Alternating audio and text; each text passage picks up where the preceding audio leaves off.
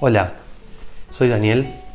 Hoy quiero contarles cómo es el proceso para ingresar a TopTal y cuál fue mi experiencia con el mismo.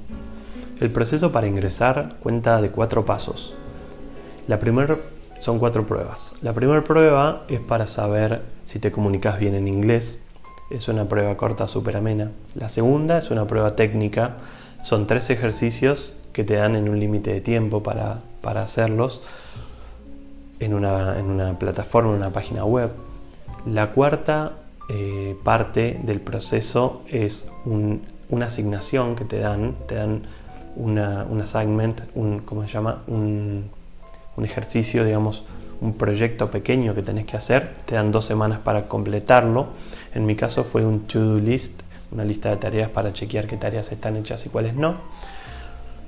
Te dan 2 semanas para hacerlo. Y la cuarta etapa del proceso para ingresar a TopTal es una prueba compartiendo pantalla junto con un entrevistador que evalúa el assignment que te dieron y te hace una pequeña prueba técnica en vivo mientras vos compartís pantalla para asegurarte que vos fuiste el que hizo todo el proceso. Entonces, empezando por la primera prueba.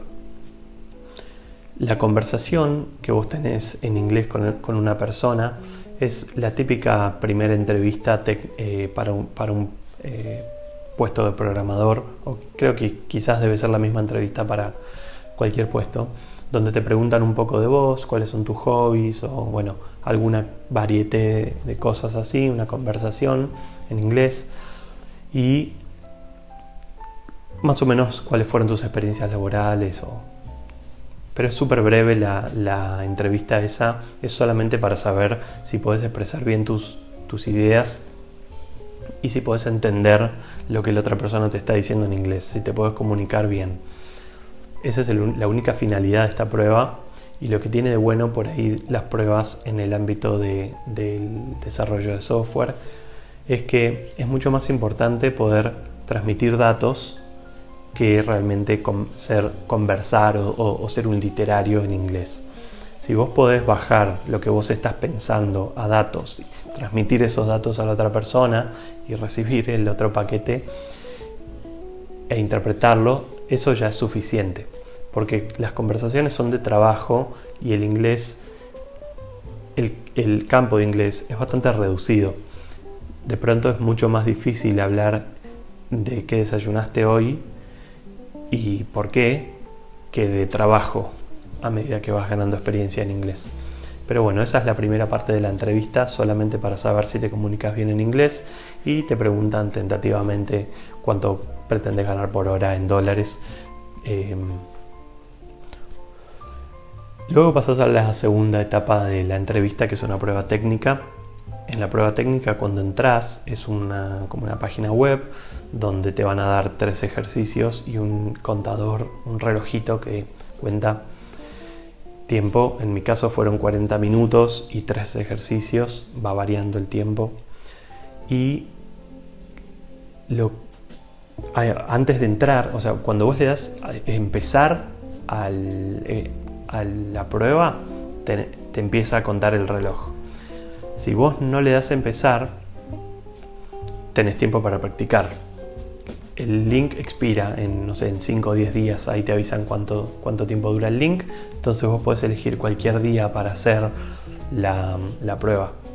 Lo mejor es elegir el día para hacer la prueba, elegir un domingo y hacer la prueba, ese día despertarte sin despertador a la hora que te despertás normalmente, desayunar, un yogur con cereales y fruta, un café con leche, desayunar algo tranqui que te energice.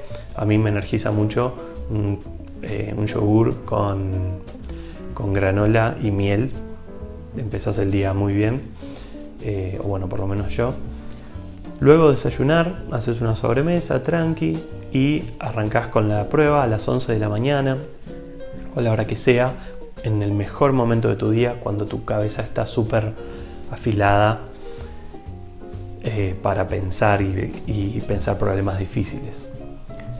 Un día antes te tuviste que haber acostado a una hora razonable, evitar alcohol o estupefacientes y ese día antes también tomártelo tranqui, relajado. Ese día no estés practicando ejercicios ni haciendo cosas porque al día siguiente vas a estar desgastado. Es decir, el domingo la prueba, el sábado descansás, un día normal para estar con amigos o mirar tele, Netflix, whatever. Unos días antes de la prueba, úsalos para practicar. Yo usaría quizás 1, 2 o 3 días antes, el viernes, el jueves, para practicar y repasar las cosas que te cuesta recordar de tu lenguaje que vas a usar para hacer la prueba. En mi caso yo usé Python y usé el jueves y el viernes para repasar la librería IterTools y todas las maneras de hacer list comprehensions y la manera de manejar arrays. Fundamentalmente, sea que uses JavaScript, Java, .NET o cualquier lenguaje, repasa cómo manejar arrays. Esto es súper importante para poder hacer que una función sea lo más óptima posible.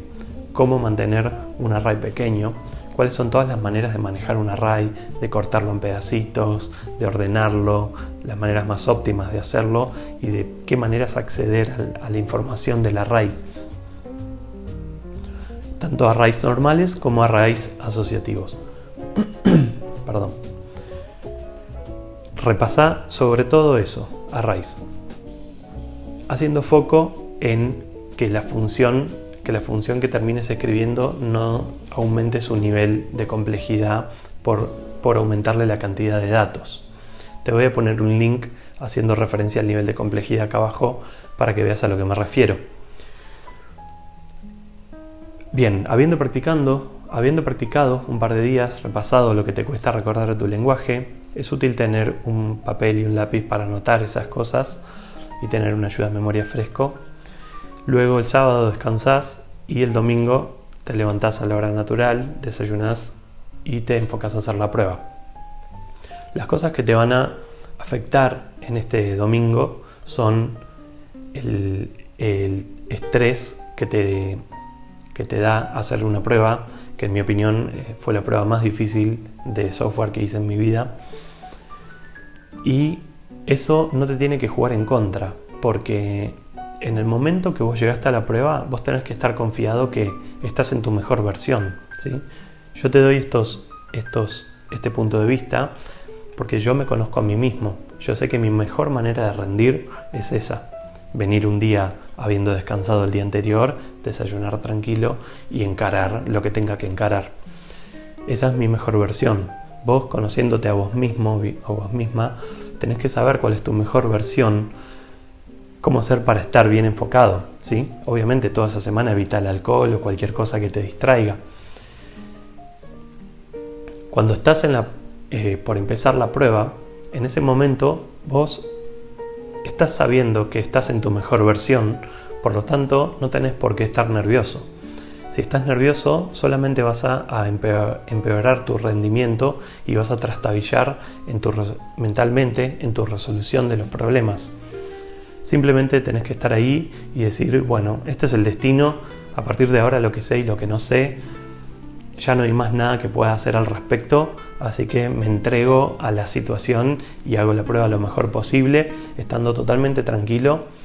La parte más difícil de la prueba es entender el enunciado. El enunciado está escrito de una manera que es unívoca, porque si vos lo lees, te das cuenta de que cada palabra significa exactamente lo que tiene que significar, pero está bastante escrito de una manera muy elaborada y por ahí, si lo entendiste mal, te pasaste 20 minutos o 10 minutos resolviendo un problema que no era el que se había planteado. Lo primero que tenés que hacer es entender el enunciado y en tu bloc de notas anotar las variables que vas a tener que usar para devolver el resultado, ¿sí? Por ahí te dicen, vas a tener que detectar colisión en un juego de la viborita. Y bueno, ya sabes que tenés un array de la viborita, una matriz que son todos los casilleros, pero bueno, ese es un ejercicio que me tocó a mí. Te pueden tocar un montón de ejercicios distintos, por ahí con trigonometría, algunas veces, aunque son tricky. Los ejercicios que tienen trigonometría también se pueden resolver con lógica sin utilizar matemática. Entender el enunciado, anotar el enunciado en tu hoja. Quizás si tenés ganas podés ir y fijarte los 3 enunciados y encarar primero el ejercicio más fácil. El ejercicio se resuelve en 3 etapas. La primera etapa es, como te decía, entender el enunciado. La segunda etapa es resolver el problema, escribir la función de manera que los unit test que corran a tu función, la batería de test, pase con el 100% de los casos. Es decir, que tu función reciba todo lo que dicen que te van a enviar y devuelva lo que te piden que devuelva. Y la tercera etapa de la resolución del problema es hacer que la función sea lo más óptima posible, ¿sí? Cuando terminaste de resolver los 3 ejercicios, fíjate qué puedes optimizar. Idealmente vos vas a integrar la etapa 3 con la etapa 2 y resolver el problema de la manera más óptima posible desde el vamos. Siempre un array más chico va a ser más óptimo que un array más grande. Siempre quizá podés dividir un array en 2 array que juntos son más chicos que la combinación de ambos. Siempre la menor cantidad de iteraciones que tengas que hacer va a ser mejor. Pero bueno, esto lo adquirís también con experiencia y leyendo libros de distintos tipos, ¿no? Patrones de diseño puede ayudar y otros libros también. Una vez que hiciste la prueba esta, ya sea que si lo hiciste mal, puedes volver a intentarla. Creo que te dan una penalidad de 1 mes y si la volvés a hacer mal te dan una penalidad de 6 meses o de 1 año. Pero bueno, puedes volver a intentarla, no es que si fallas es el fin. Así que tampoco, no estés estresado. Es como, en ese momento es como dije recién, las cartas ya están sobre la mesa, no tenés razones ni motivos para estar estresado, simplemente entrégate a la situación y haz lo mejor que puedas. Si pasás esta parte de la entrevista, que para pasarla no hace falta hacer 3 ejercicios perfectos, con que hagas 2 de 3 vas a estar bien, y si haces 1 y medio quizás también. Si pasas a la siguiente parte de la entrevista, por email te mandan una tarea para programar en 2 semanas. En mi caso, como yo apliqué como full stack, me dieron una tarea que era hacer un to-do list, tanto el frontend como el backend.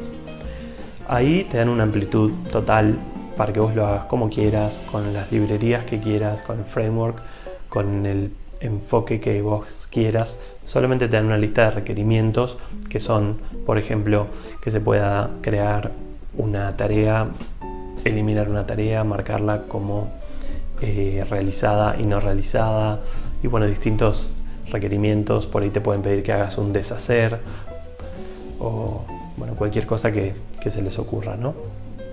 Y de la API me pidieron que sea REST, lo mismo, que tenga estos métodos de alta y baja y modificación, que tenga control de usuarios, es decir, que vos puedas autenticarte, crear un usuario y autenticarte, loguearte, iniciar sesión. Te dan 2 semanas para hacerlo, y esto es la prueba más importante de todo el proceso. Si bien la anterior para mí fue la más difícil, esta es la más importante porque la mayoría de la gente cae en esta prueba porque te dan 2 semanas para hacer algo gratis ad honorem, y mucha gente es desconfiada de este paso y no lo hacen o no lo hacen bien. Con este paso TopTal se garantiza que la gente que entra es gente que no necesita ser supervisada para poder completar una tarea, que simplemente le dicen, bueno, hace esto y en 2 semanas lo tenés hecho. Esa es la gente más productiva y más brillante, y con esto TopTal se garantiza que esa gente es la gente correcta que entra a su red. Luego de entregar este proyecto, para entregarlo correctamente, lo recomendable es que tu código sea prolijo, que tu código no tenga bloques de código que te hayan quedado y que no tengan utilidad, sino que el 100% del código que está ahí sea útil. Además, que dejes algún que otro comentario en el código en los lugares en donde las partes sean difíciles de entender. Si otro programador lee tu código, la mayoría del código es fácil de entender, pero a veces hay cosas que o los nombres de las variables no son súper claros, ni el nombre de la función, o a veces tenés varios bucles, varios loops anidados y es difícil entender lo que hace la función. Ahí es bueno tener un comentario, por lo menos ahí, que explique lo que la función hace. Esos son los mejores comentarios. O quizás con un ejemplo, incluso diciendo si ingresas este dato va a salir o va a pasar tal cosa. Esos son los comentarios que suelen servir. Además de eso, nombrar tus variables de una manera clara, que expliquen qué datos tienen esas variables adentro o qué funcionalidad ayudan a cumplir. Lo mismo las funciones tienen que tener un nombre que explique qué hacen. Intentar que las funciones hagan una sola cosa y que no hagan varias. Así son fáciles de entender y de mantener. Además, tenés que escribir un README para explicar cómo instalar ese software desde cero sin tu ayuda. O sea, que ese software lo agarre otra persona y lo puede instalar y utilizarlo sin tu supervisión. Y si te querés hacer querés sumar un par de puntos más, puedes explicar también cómo hacer mantenimiento, cómo hacer backup, cómo restaurar un backup para mantener la estabilidad de ese proyecto.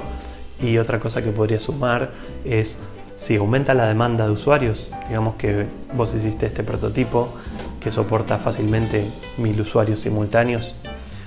Si la demanda subiera a 100.000 usuarios simultáneos, ¿cómo hacer para escalarlo?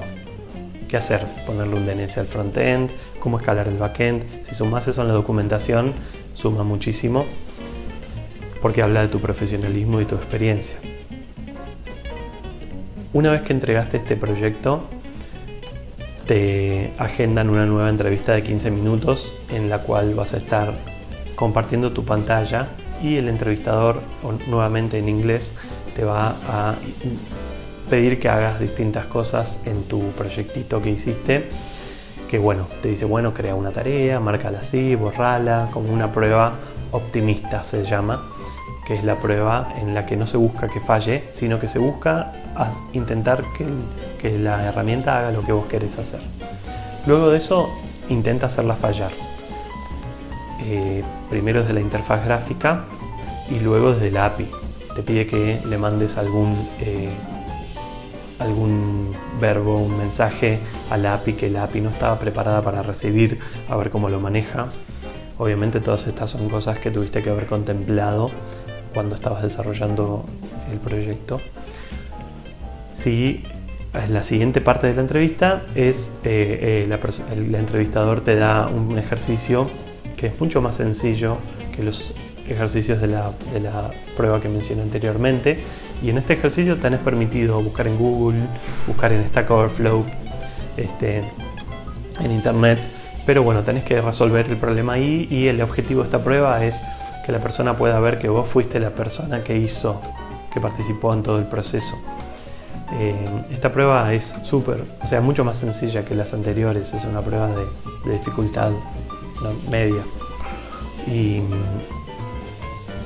lo que más te juega en contra, de nuevo, es el nerviosismo, porque si venís trabajando como programador y tenés algunos años de experiencia o sos muy bueno en tu carrera,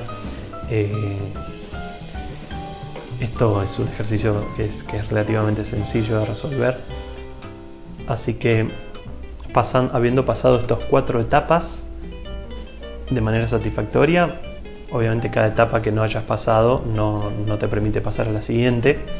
Así que si llegaste a la 4ª, estás bien, puedes volver a intentarla de nuevo. Creo que te dan una penalidad de 1 mes y luego otra de 6 meses o de 1 año.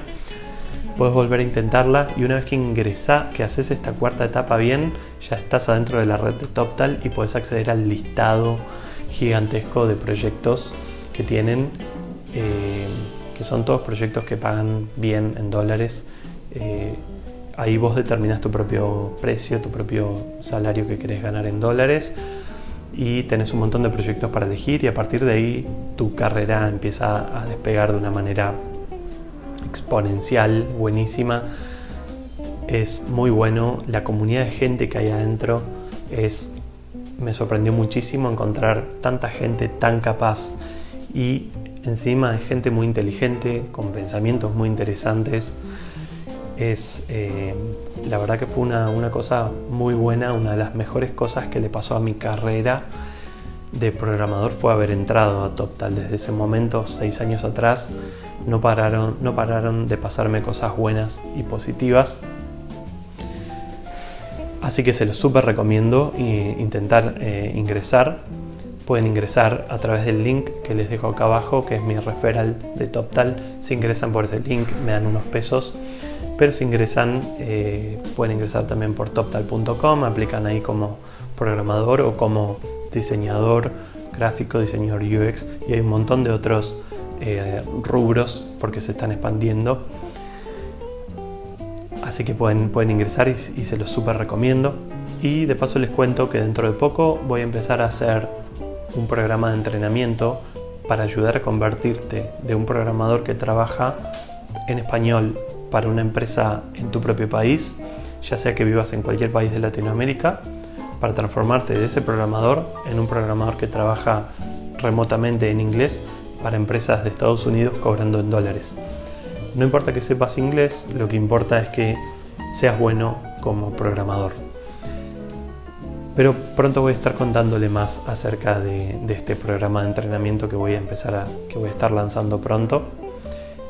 Así que manténganse en el canal porque voy a estar dando más noticias y también más consejos acerca de cómo trabajar remotamente siendo programador, cómo mejorar en tu carrera y bueno, cómo ser un pro. Así que nos vemos en el próximo video.